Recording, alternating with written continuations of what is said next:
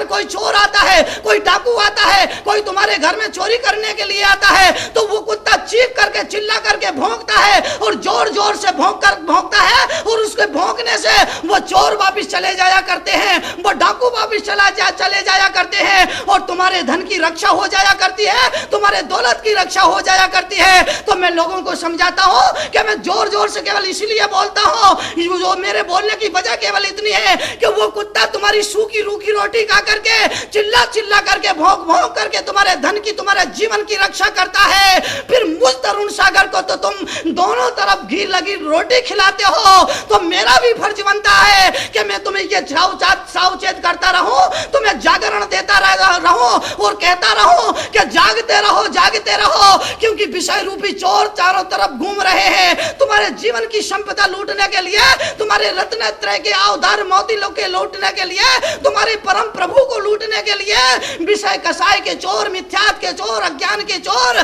चारों तरफ लूट बैठे हैं और लूटने की तैयारी में है। इसीलिए मैं चिल्ला चिल्ला के कहता हूं, जागते रहो, जागते रहो, जागते रहो। विषय चोर, कसाय के चोर, मिथ्यात के चोर, अज्ञानता के चोर तुम्हारे जीवन की संपदा पर नजर गड़ाए बैठे हैं।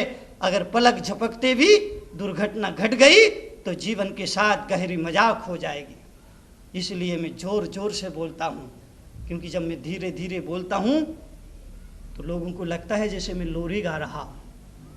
मैंने अपने जीवन में 10 साल बहुत धीरे धीरे बोला है, लेकिन उस 10 साल का मेरा अनुभव है कि मैं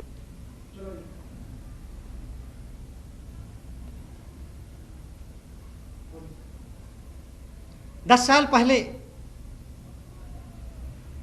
और पिछले 10 साल तक मैंने भी धीरे धीरे बोला है।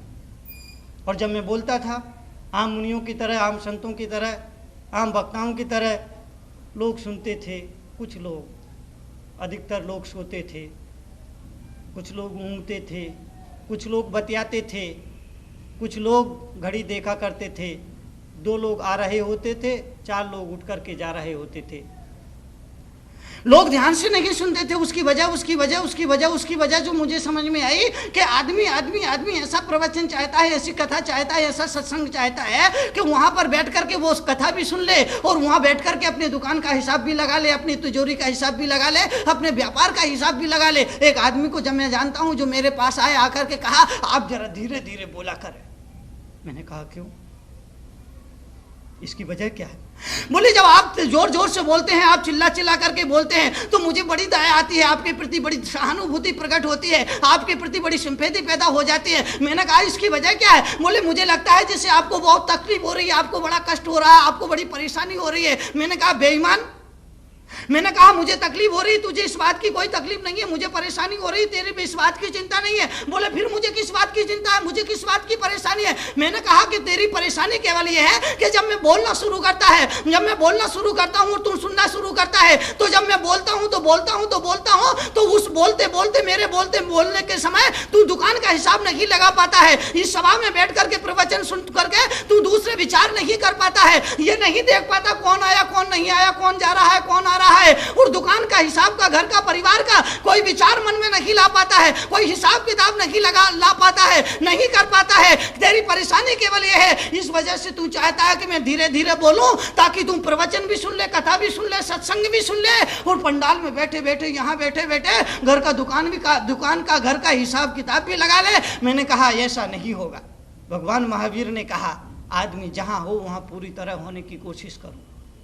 आदमी को चाहिए कि जहां पूरी तरह होने की कोशिश करे। अगर वो ध्यान करने के लिए बैठा है तो पूरे मन प्राण ध्यान में समर्पित कर दे। अगर वो व्यापार करने के लिए बैठा है तो पूरा मन प्राण व्यापार में समर्पित कर दे। अगर वो भोजन करने के लिए बैठा है तो पूरा मन प्राण भोजन में समर्पित कर दे। लेकिन इस मुल्क का आदमी इतना बेईमान है, दुकान में बैठता है तो घर की चिंता सताती है उसे, और घर में आता है तो दुकान की चिंता सताती है उसे, और इस तरह दुकान में बैठ करके घर का हुआ करता है और घर में बैठ करके दुकान को जिया करता है। और इस तरह उसकी हालत यह होती है कि धोबी का कुत्ता घर का ना घाट का।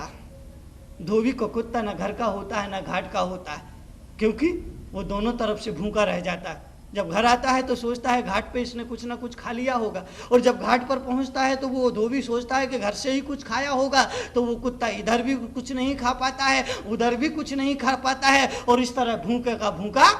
इसलिए इस मुल्क के ज्ञानी आचार्य ने ऐसे लोगों को कहा है कि वो धोबी का कुत्ता ना घर का हुआ करता है ना घाट का हुआ करता है। अगर आदमी दुकान पर बैठ करके अगर घर की चिंता करता है, किचन की चिंता करता है, भोजन का ख्याल रखता है, परिवार का ख्याल रखता है, तो वो व्यापार में सफल नहीं हो सकता है। और दुकान में अगर भोजन करते हुए अगर वो दुकान और हिसाब किताब तिजोरी को दिमाग में लाएगा, विचारों में रखेगा, तो वो भोजन नहीं कर पाएगा, उसकी सेहत बिगड़ जाएगी, उसका स्वास्थ्य बिगड़ जाएगा। इसलिए इस मुल्क के ज्ञानी आचार्य ने कहा कि आदमी को अगर राजनीति के क्षेत्र में, अगर अध्यात्म के क्षेत्र में, अगर समाज सेवा के क्षेत्र में, अगर साहित्य के क्षेत्र में, अगर साधना के क्षेत्र में सफल होना है, तो आदमी जहां हो वहां उसे पूरी तरह होने की कोशिश करना चाहिए, वहां उसे मन प्राण जीवन सब कुछ लगा देना चाहिए, और समग्रता से उस कर्म को, उस सत्कर्म को, उस कर्म को जीने की और साधने की कोशिश करना चाहिए जिसको लेकर के वो चल रहा है, जिसको लेकर के वो जी रहा है।